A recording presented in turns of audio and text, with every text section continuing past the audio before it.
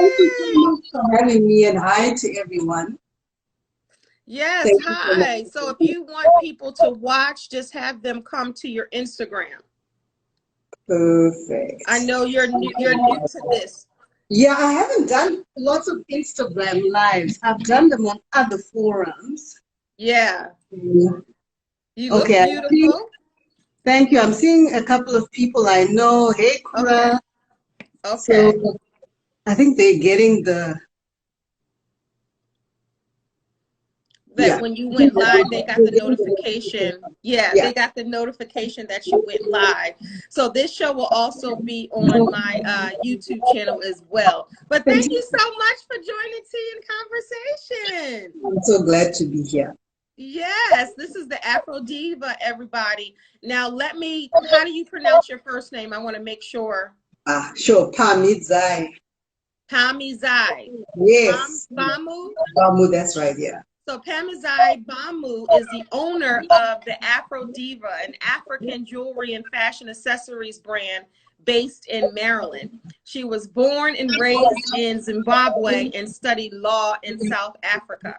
The Afro Diva was born of the marriage of two of her greatest loves. Her first love for Afrocentric, the culture, the heritage, and creativity, all that the continent has to offer. Yes. Second, the art of accessorizing. Give her an outfit and she'll show you the perfect pieces to make it outstanding. I love that.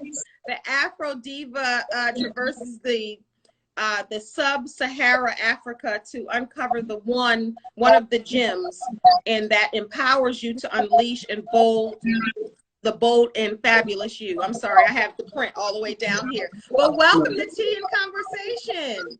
Thank you very much. I'm glad to be here, and I brought my tea. Okay, so tell me what type of tea you're drinking. And I usually say this in the beginning. So I love tea. I've passed it down to my daughter who loves hot tea, but I get it from both my grandmothers and my mother. And just like tea soothes and heals, so does great conversation. So tell me what you're drinking. Okay, so being from Zimbabwe, we're a British colonized countries. Lots of countries in Africa were colonized by the British. So tea is a bigger part of our culture than coffee in some parts. So tea has always been a ritual. It's a morning ritual. It's a social ritual. It's an evening ritual, and I love tea. But this particular tea I'm drinking is from South Africa. It's called rooibos tea. So it's made from this herb with like a red bush. That's what it means, red bush. And it's caffeine free and very rich in antioxidants. So it's a very good health tea and it's highly recommended. I'm drinking it without milk today. But normally Because that's how they do in England. They put milk in their tea. Very true. So I'm not drinking it as, in the traditional way, because actually normally when we brew tea as Zimbabweans and as many British colonized, we brew the tea with milk. So it's like very thick and frothy. And Oh, then wow. that's how we enjoy our tea. But I did a shortcut today just because it's also in the afternoon. So black tea is a bit more refreshing than like a milky tea makes you a bit sleepy. Okay, so that's good to know. I didn't know the milky tea.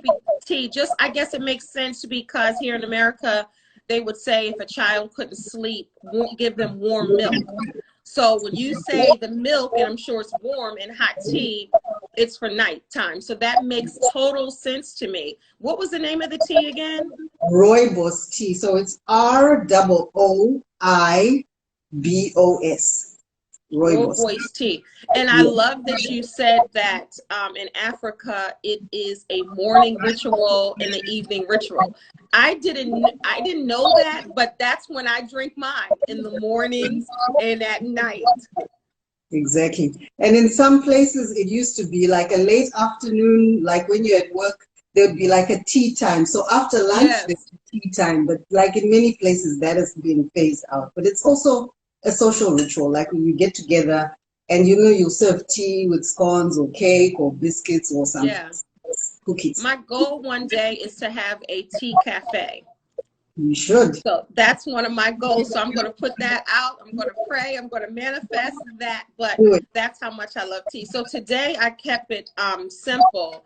I just have green tea for the antioxidants, but I also have fresh lime in here. And lime is good for the immune system, the skin. It gives you your vitamin C, and it also is an antioxidant. So it's very, and it's refreshing. And then I have some raw honey in here. So I kept it simple today. Look, I wish that you can see the limes just float. I like a lot of limes in there. So with tea, I like the health benefits. I don't like to just drink tea without some type of health benefit. That's important to me. So I love all the benefits that you named. Hi, everybody. Welcome to Tea and Conversations. I'm talking to the Afro Diva. Okay, let's start with the obvious. Why did you name yourself the Afro Diva? So I think I just went on a journey. And it's always been something that's a part of me. Like, I've just always loved Africa, and I've loved our culture for a long time. And so anytime I needed to go somewhere and I needed to get dressed and look my best, I was always thinking of an Afrocentric outfit, or wearing something more conventional but adding an Afrocentric twist, you know? People just used to say, you know, the way you love to dress up and you're so elaborate, you're such a diva, you know? And I said, well, yes, I am a diva, but actually I'm an Afro diva, because that just said something about the type of style and the unique sort of character of my outfits and the pieces that I like to put together and to collect. I love that, because a diva, because they say that that's someone who likes everything all together and they like to look a certain way. And then you're from Zimbabwe, you're this African queen. And so why not say the Afro Diva? I love that. So the Afro Diva has been your moniker that you've turned into a business. So here we have a Black woman entrepreneur, which I love speaking to women bosses doing their thing and jumping out there and saying, you know what, this is something that I love. This is something that I like. And I'm going to turn that into a business. So tell me how you decided with the name, first of all, that people kind of gave you, and then you transitioned that into a business. How did that come about, and when did that come about? So there's like two chapters of this story, actually. The first is in 2007. I spent about a year in the US, just trying to figure my life out after law school. And how long have you been here? How long have you been here now? I've been here now for 3 years. Okay. My family's been here for 20 years, more than 20. Okay. So I used to come and go. But in 2007, I spent a year here, and my parents said, well, what do you want to do? And I thought, well, I could start a business, you know, selling different pieces and so on.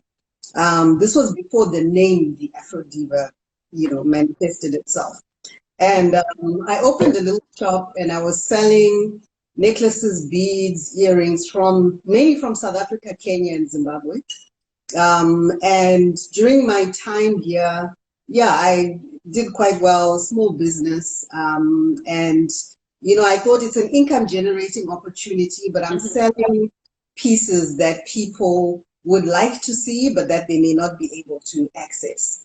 So that's how that started. But at the end of that year, 2007, I didn't get my immigration stuff sorted out, so I moved back to Africa. I went to South Africa. I went back to law school to do a PhD, and that kind of just became, you know, I put it on the back burner because I was too far away.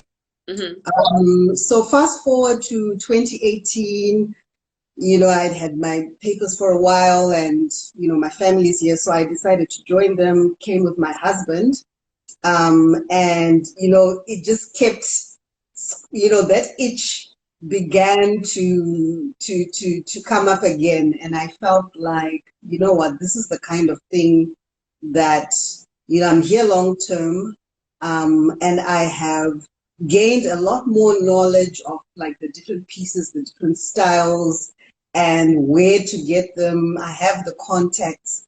I think that I can make this something viable because I've always had a knack for finding things that people ordinarily can't find.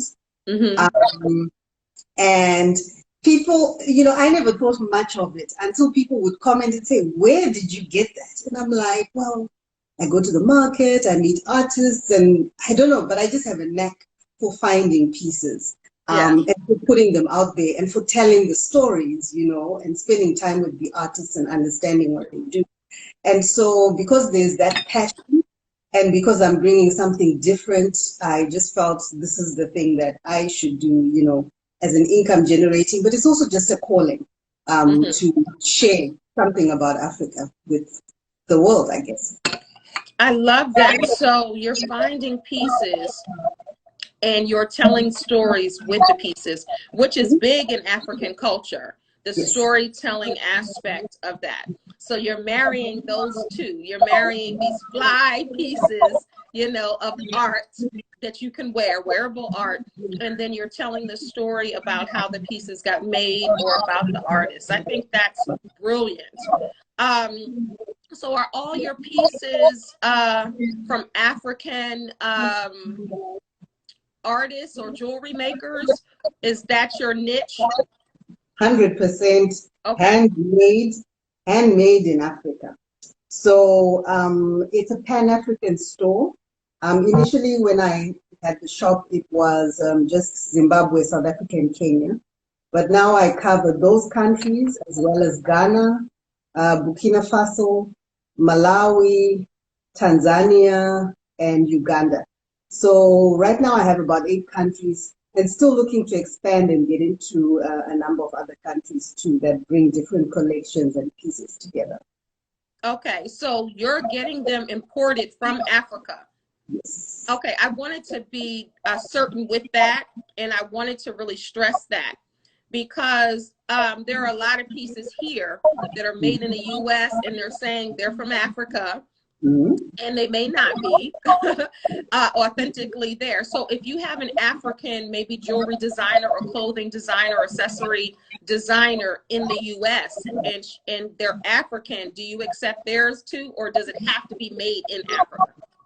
I think for me, if that person is an African, an African artisan and they're making it, it would be an African piece. Yes. But part of my interest, I think, is really with the women empowerment, particularly at the bottom end of the market.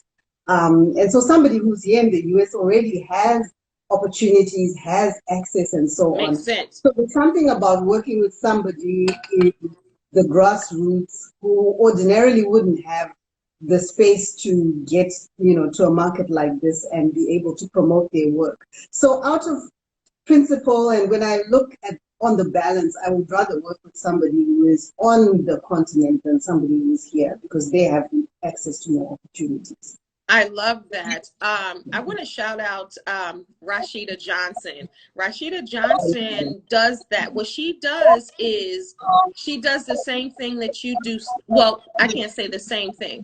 It's important to her. Like she has these fanny packs that are kente cloth.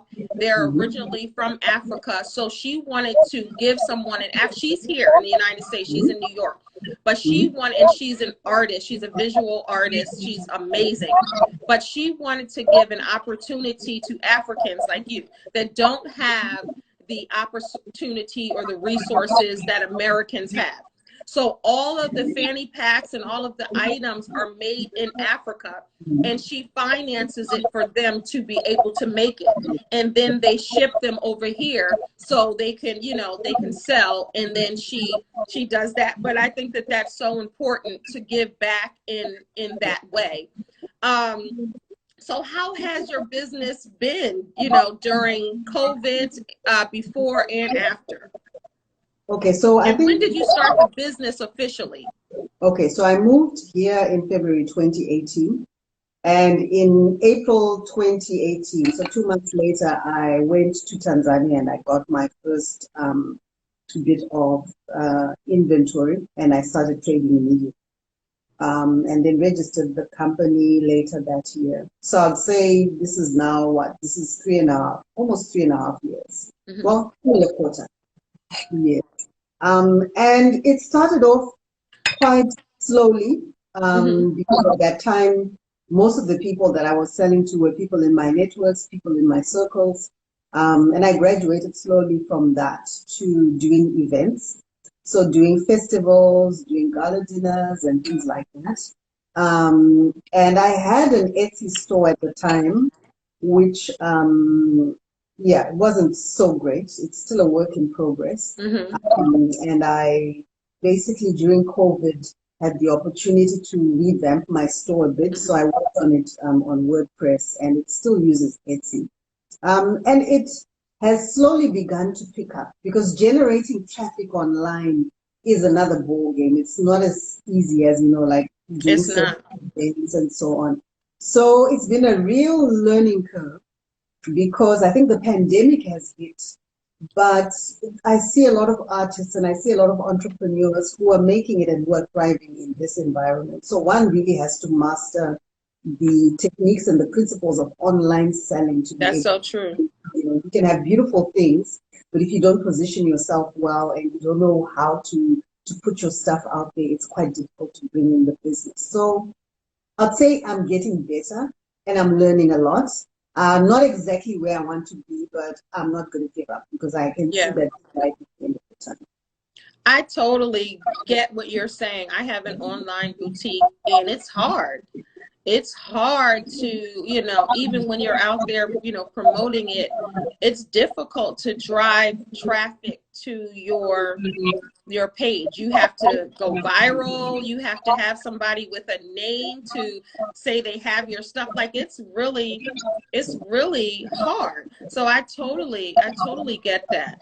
Your business, I'm in Maryland. Your business is in Maryland, right? Yes. What part of Maryland is it in? I'm out in Gaithersburg, so I'm in Montgomery County, not far from Silver Spring and Rockville. And you have a storefront. I just really trade online right now. I'm trying to get one of those vans that I can set up just because yes. So I'm trying to do something like that as a start before like venturing into getting a space, particularly after COVID and everything. One really has to be strategic about where you put your money, Yes. Yeah. That's so funny. We're great minds think alike because that's what I want too. Like I want one of those because you can go where the people are. Exactly. And you can say right. Even if you go bend somewhere, you're already there. You can park your van and open the doors and do business. Yes. So yeah, I'm excited about that. Yes. Like me, you're no stranger to hard work. So you're willing to put in the work, and that's really what it's about. Sometimes it doesn't happen, when you want it to happen, but when it does happen, it's the perfect time and it's God's timing. So I wanted to have you on this show because you are a ray of sunshine. When you come through my feed and you're dancing on your deck, and the way that you're advertising your jewelry by dancing, let's talk about that because that's amazing. I absolutely love it. It makes me smile and I'm like, yes. So tell me where that came from because you always look so happy out there and you have the music going, the beats going, that whole vibe. Let's talk about that for a minute. So I think maybe I always loved the Afrocentric pieces and all that as I like visual art, but I am also a big lover of the performing arts and I've loved to dance since I was young. And one of my dreams, if I hadn't been somebody who, could go to university and do, study something like law, I would have loved to just be a dancer and be part of a troupe that goes out to perform. True story. Yes. So I, unfortunately didn't have that opportunity. I used to perform at events at school, at college and things like that. And so it's always just been a part of me, even when I go to a party or go out, I just dance. I dance nonstop.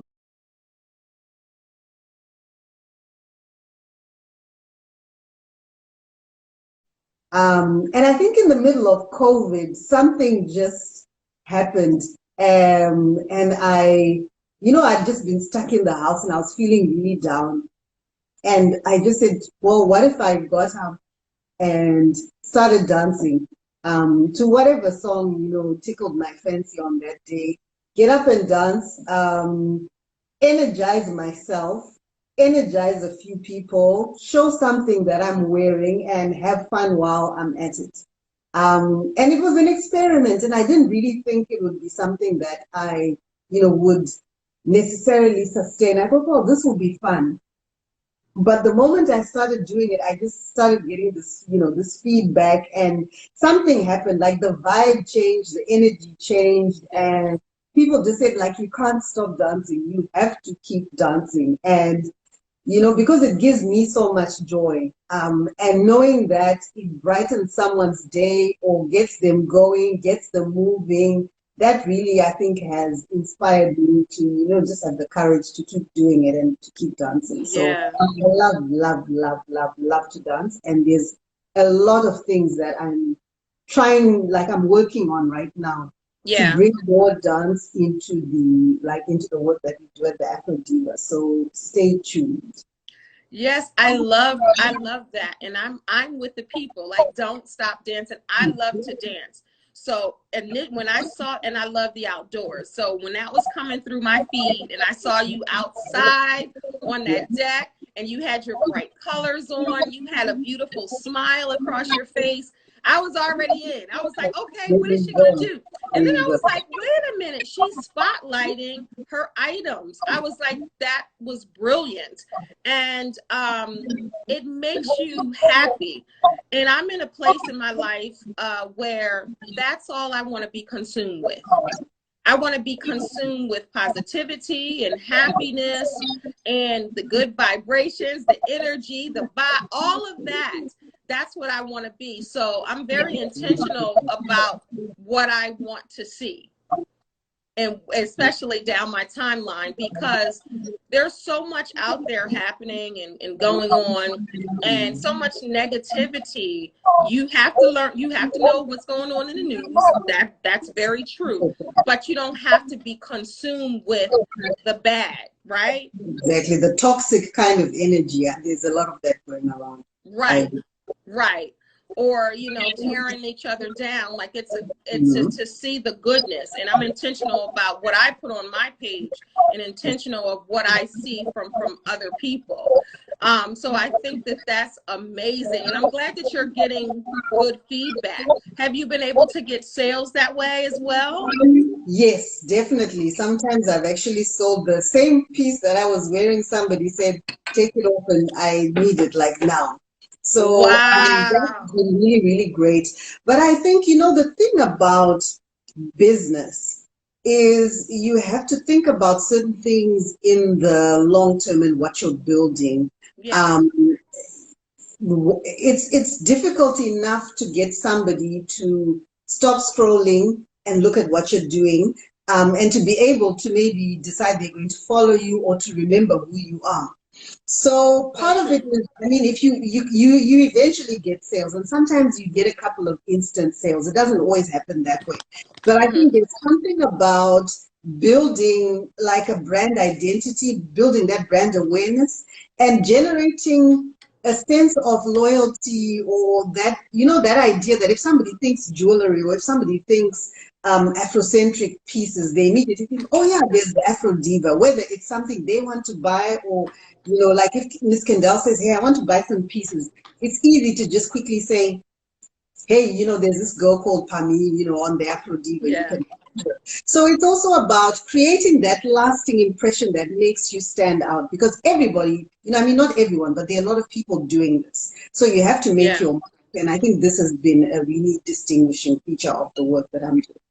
I think that you made so many great points there, because we're saturated with pretty much everybody doing the same thing. You can't reinvent the wheel. A lot of things are the same, but what makes people stand out is their uniqueness on, I guess, how they're going about their craft. And you found just by doing what you love, which is dancing, and being who you are, which is the Afro Diva, you merged the two together, and now you found that. Were you looking for a way to stand out before, and this is something organically that just came?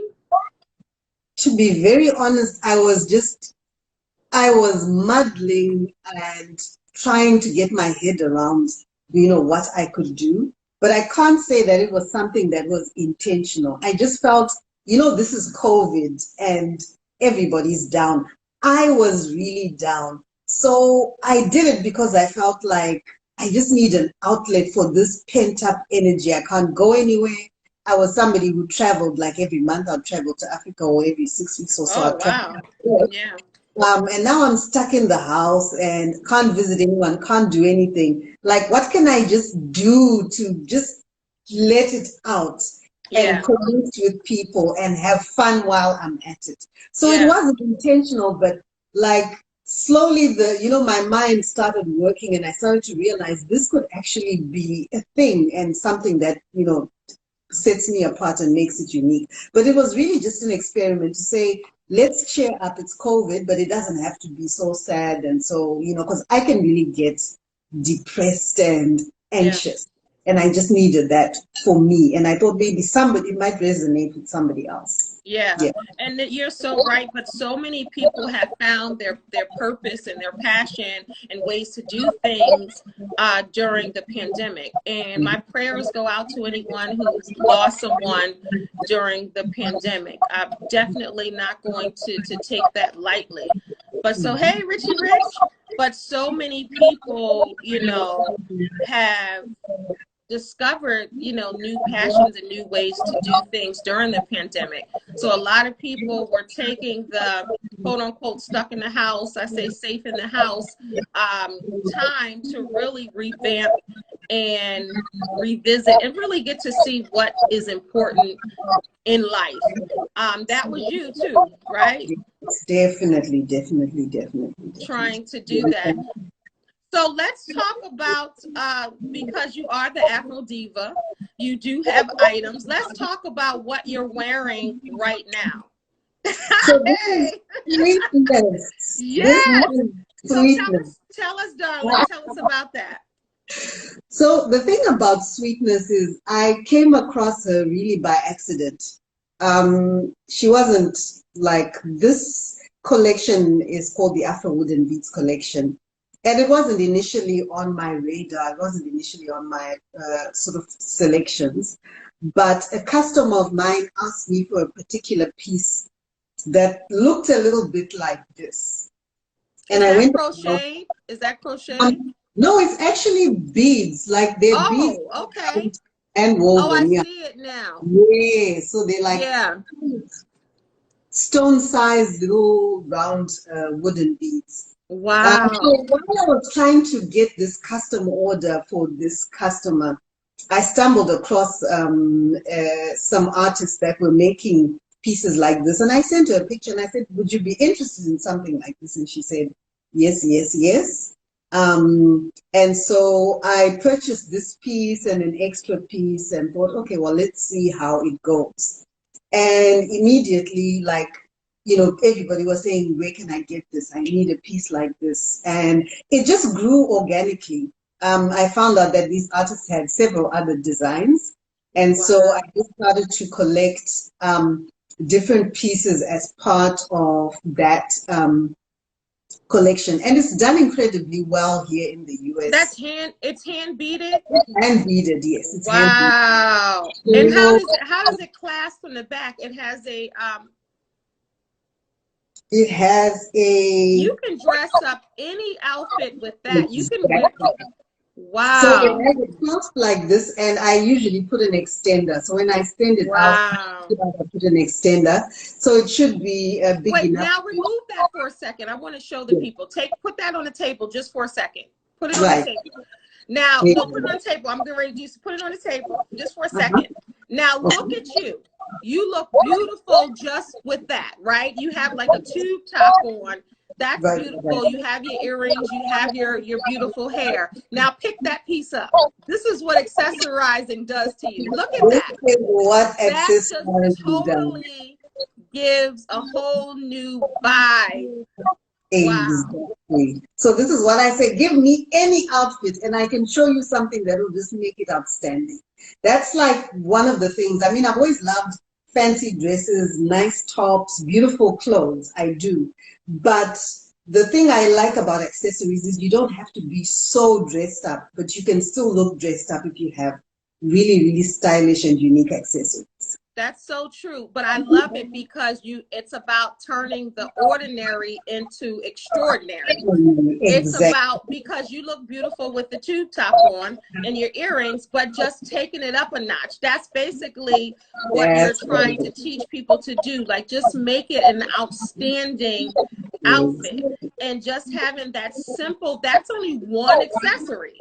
Just one. And it totally changed. So do you have that in different colors on your site?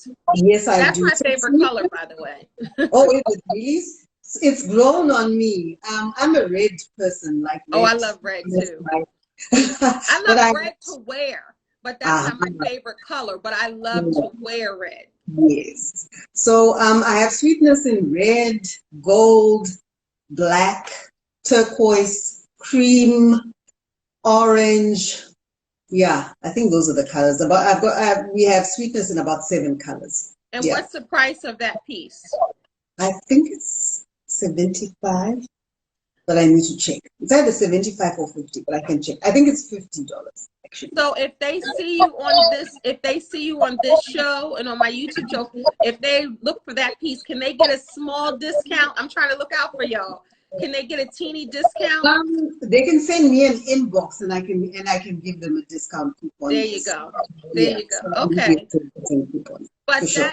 And I wanted just to say something, because when people are making things and creating things, and that's hand beaded, you know, I want people to stop saying, oh, well, that's high, that's too expensive. You have to really look at the work and the detail of that. That's not manufactured. That's not, that's someone taking their sweet time. And I don't know if you've ever beaded anything, everyone, but it takes time to bead something. And look at the detail on that. Definitely, definitely, definitely. So like a lot of our pieces on average take a day, 2 days, 3 days to make. I've got a piece here. It's yes, Ronnie, hours. Tablet. And you know, these are tiny beads, so you can imagine what it does to us. And like, just look at perfect, it's like geometric shapes, and like you have to put the one in exactly the right place for you to be able to show this kind of pattern and this kind of style. And we like to pay fairly for the work that people do. In fact, this particular artist at one point, like after asking her, like, how long does it take for you to make a piece like this? You know, she said 1.5 days. And I said, but girl, if you look at what you're spending on beads, and if you look at the time that you're spending, you're actually not charging enough to make it worth your while. And sometimes they don't realize that, you know, we're working with some artists who are not very sophisticated and as knowledgeable about business, and the market sets prices that don't make it as viable as it should be for them. But that's what happens with a lot of creative people. They don't know the business side, or sometimes they don't even care about the business side because it feeds their soul to create. So that's why I'm glad that you're saying something to them like, hey, you know, you're not charging. I remember I was helping a woman with her business. Hey, Blossom. I was helping a woman with her business, and she created these because I'm a business coach as well. And she was creating these amazing handbags from scratch. She was creating all these amazing pieces. So as a coach, I walked into her boutique And I was trying to, you know, set things up, and she had the cash register, she had everything there. And I was like, well, you know, how much does it cost for you to make this? Like you said, you know, how much time is put in there? I said, what did you do today? She was like, I don't know, I wasn't keeping track. I said, you weren't keeping track of your sales, because you have to see if the overhead is worth it, if everything that you're doing. But she was like, I don't care about all that, I just want to create. And I was like, but if you're in business, you have to care about that. You do. Are you going to pay bills? Yes. So can you talk about that just a little bit, and give advice to some entrepreneurs out there who just want to create and just do the creative part, and they're not really business savvy? Talk to that person just for a moment. I think the thing about it is we have to strike a balance. There's passion and there's love for what we do. But if you're doing this because you want to make money, it might be your only means of livelihood. It may be that it's your, you know, it's a side gig that helps you to generate income. Then your business has to be really profitable to make it meaningful. And I think part of the problem is sometimes we undervalue what we're doing, the skill that goes into it, the time that goes into it, and so on. So besides, you know, like if I'm looking at myself, for example, there's the skill of the person who's making the pieces and so on. But it also takes a certain amount of savvy for me to be able to identify pieces, find context. You know, sometimes I'm actually redesigning things with the artist, thinking about different colors, different combinations, different ways to work the clasps and so on. And Yeah. we underrate that and the time that we are putting in. But it's actually the only way that you're going to be able to generate a revenue, because nobody else knows, well, not a lot of people know how to do exactly what you're doing, and you have to attach a value. So it's about knowing your worth. It's really about knowing your worth. Unless you're doing it for charity, unless you're doing it just for fun of it. If you're doing it to make a living or to supplement your income, then you actually have to factor in the time, the skill, the energy, the resources that you're putting into your business to make it worthwhile. So very true. And that's excellent advice. So if you're on here, if you're watching us live, welcome. Thank you so much. I see all the amazing comments, and everyone, thank you so much. I don't want to ignore you all, but if you're watching it live or the replay, please take with the Afro Diva said, please take that advice. That's great advice. You have to care about that, especially if it's your business. If it allows you to eat or to have a roof over your head, you have to think about that. Like she said, if you just want to do it as a hobby or volunteer or just do it just because it feeds your soul, then that's fine. But if you're trying to create a business out of it, these are things that you have to think about, even if you don't want to think about. These are the things. So even if you want to, like, I'm a business coach, if you can, and I'm not just promoting myself, but you can invest in me or someone like me so I can help you with your business so you don't lose money. So you can focus on certain things, so better ways to do it. I think it's outstanding. I love the fact that you're taking your Afrocentricness into your business and your culture into your business. How does that make you feel? Are you full of pride that you're able to deliver this to the United States? Definitely, that really gives me a lot of pride. So my first name is Pamhidzai. My second name is Hezekiah. And Hezekiah means sitting at home. And my parents gave me that name because they'd lived overseas. My brother was born here and they moved back to Zimbabwe. And I was born in Africa. And I think it spoke something to me, and it spoke to my spirit that you're always going to be somebody who loves the things of home, you know, the things of Africa. And so, you know, wherever I was, even if it was in school, I loved cultural events, participating in events like that, and being able to, through dance, through poetry, through acting, to be able to tell stories. So being um, in this business has allowed me to, do more of that. I call it my Afro ambassadorship, to be able to share and to tell, stories about Africa. What is it that people are doing?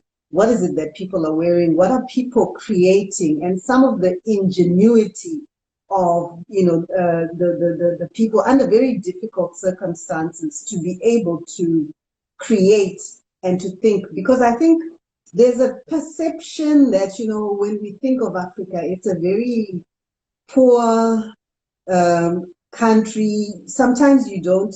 There's something that Chimamanda Ngozi Adichie talked about in The Danger of the Single Story, where she thought of, I think, the person who helped in her house and couldn't imagine how they could come from a village where people created beautiful things. When you think of poverty, you think it's barren, you think there's nothing there, but there's so much more that so people much that makes you rich. Out of poverty are actually doing things. So I'll give you an example of this clutch. It's made in Ghana, in a region, in the northern region. And it's a place called Bolgatanga, where they make these. And Bolgatanga I've been there. It's quite dry and quite arid, and not the best place for agriculture. So for food production, not the best place. But guess what? They have an abundance of this, it's called elephant grass. And somewhere, somehow, there was a light bulb moment that, hey, we could actually make things out of this. And these are natural dyes. And that's the pink? Yes, this pink, it's a natural dye. I have another. Wow. Oh, that's beautiful. My mom had a bag like that when I was growing up. That's beautiful. And, Wow. And so they eat lots of goat meat. This is made out of goat leather. So the trimmings are made out of goat leather. And we worked with artists and gotten them to make, like, just the color lining to make it, to make it pretty. So out of this very arid, very barren place that you would dismiss as maybe a place that's not productive, this is one of the artistic and cultural centers in Ghana. And if you're in a market or if you're in a store, you see these pieces, immediately you say Bolgatanga. No other place makes the quality and the beautiful pieces the way and it looks so sturdy and well made. It's extremely well made. It's really, really beautiful, really, really stylish, and it will last you for a good while. So I think these are some of the things that we want to share. There's a lot more stuff for you. So what's the price of those items? After you just explain that beautifully. I'd like to think that this is 65 and this is 50. But yeah, I need to double check the prices on the store. Like I have like a gazillion prices in my head. No, that's fine. That I told you, I think it's 45. And that's 45. Wow. Like, I mean, I know people are going to watch this and just be amazed. And I love the storytelling aspect of the pieces. I love that you're doing that because I feel like I'm being educated right now. I feel like I'm in school. I love to learn. So I think that that's amazing. And you said something that was so key. Even the most poorest place, they know how to, and I'm just paraphrasing, but they know how to make beautiful things. And sometimes people underestimate the poor neighborhoods, the poor, areas of the world. And they have this misconception on what it is there. But they're making these amazing pieces. I love the fact that you're, getting these pieces authentically.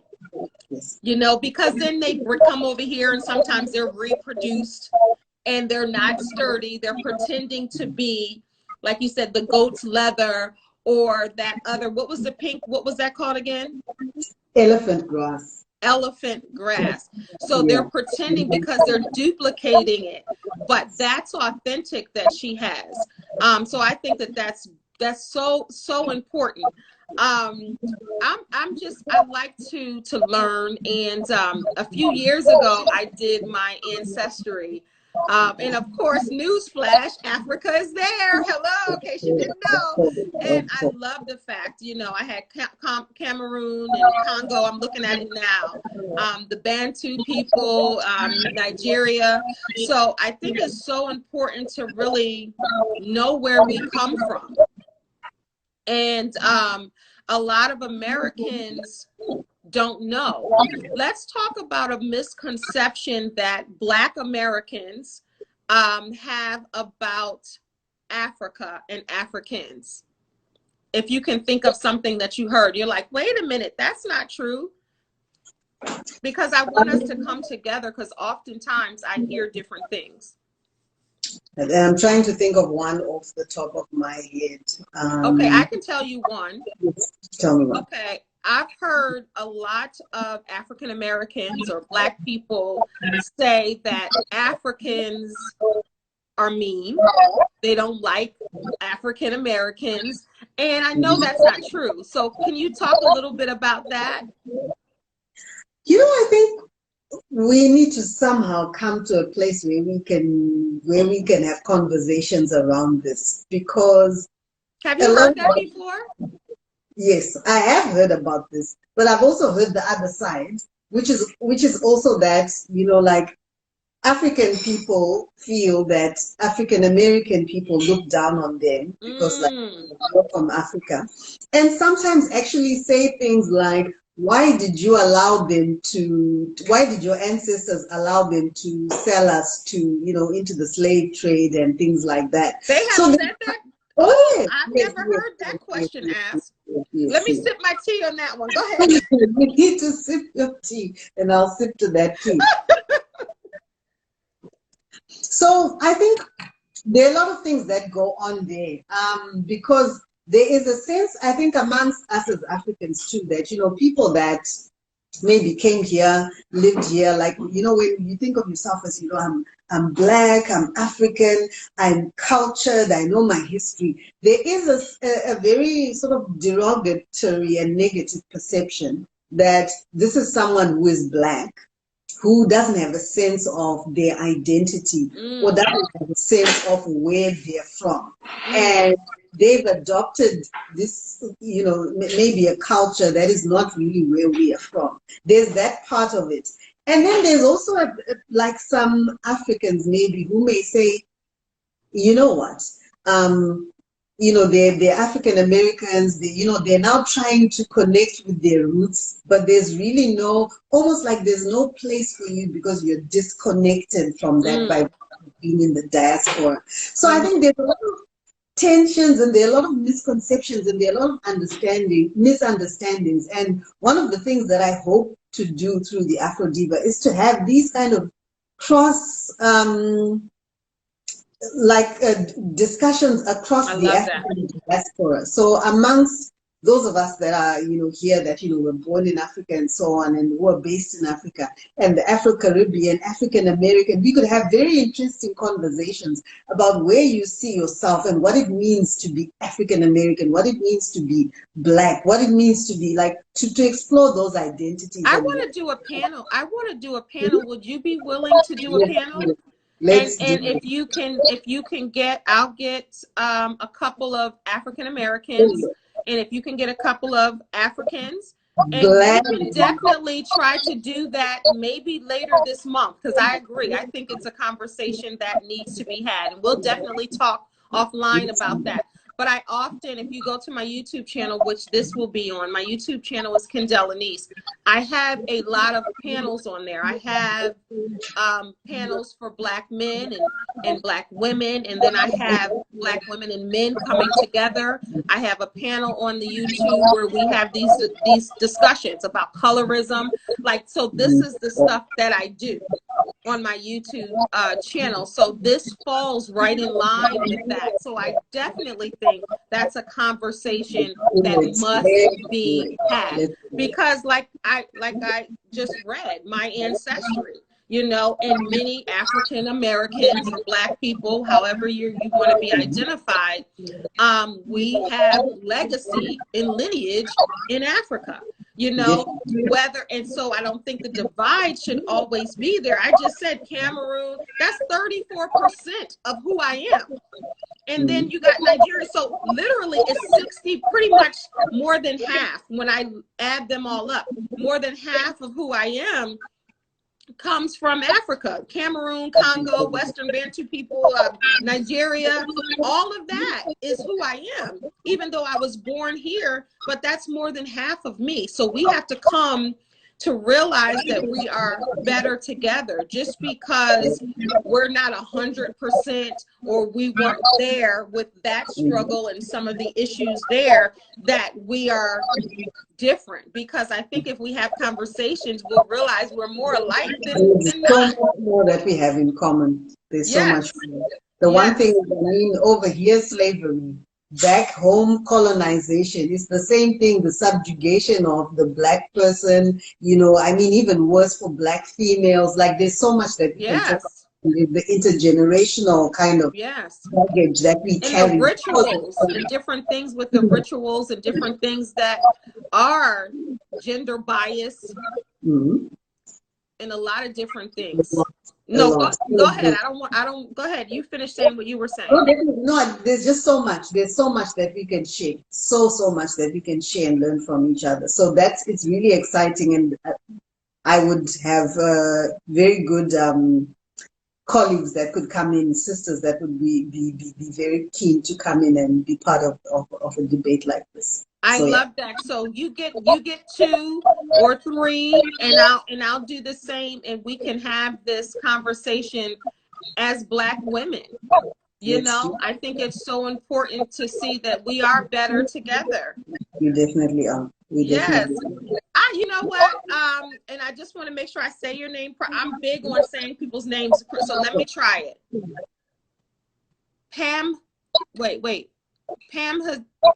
Pamhidzai. Pamhidzai. Okay. Pamhidzai Bamu. She is the Afro Diva, everyone. Thank you so much for taking the time to. Appreciate it. It was wonderful to be here and wonderful to talk to you. And I look forward to more conversations like this. Absolutely. We're friends now. I'm going to have you back now. I'll be back with more tea and a little something on the side. Yes. So tell everyone how they can connect with you on social media and how they can buy those amazing pieces. Okay. So my handle on Instagram is @the